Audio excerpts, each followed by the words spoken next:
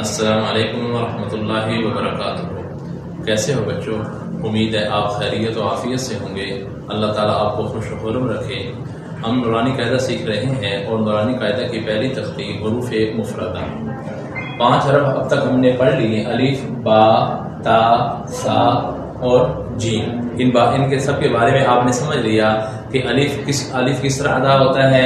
جب الف ادا کرتے ہیں تو زبان سامنے کے دانتوں کو ٹچ کرتی ہے اور سامنے کے دانت نیچے والے ہونٹ کو۔ اسی طرح جب ہم با ادا کرتے ہیں تو اس وقت دونوں ہونٹ آپس میں مل جاتے ہیں۔ جب تا ادا کرتے ہیں تو زبان کی نوک سامنے والے دانتوں کی بیک سائڈ میں لگتی ہے۔ جب سا ادا کرتے ہیں تو زبان کی نوک سامنے والے دانتوں کے نچلے حصے سے لگتی ہے، اور جب جیم ادا کرتے ہیں تو اس وقت جو زبان کا درمیانی حصہ ہے وہ تالو کی طرف اٹھ جاتا ہے۔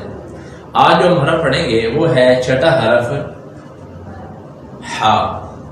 اس کے بارے میں آپ سیکھنے لگے ہیں کہ اس حرف کو منہ کے کس حصے سے نکالنا ہے اور کس صفت سے ادا کرنا ہے۔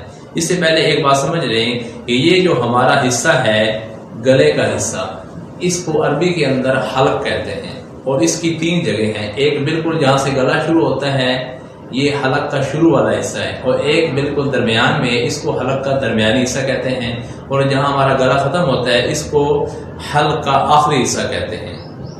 اب یہ جو حرف ہے ہا، یہ ہمارا اس گلے کے یعنی حلق کے درمیانی حصہ، اس جگہ سے آواز نکالیں تو ادا ہوتا ہے۔ جب ہم اس حرف کو ادا کرتے ہیں تو اس وقت سانس کی طرح آواز آتی ہے، ہا ہا۔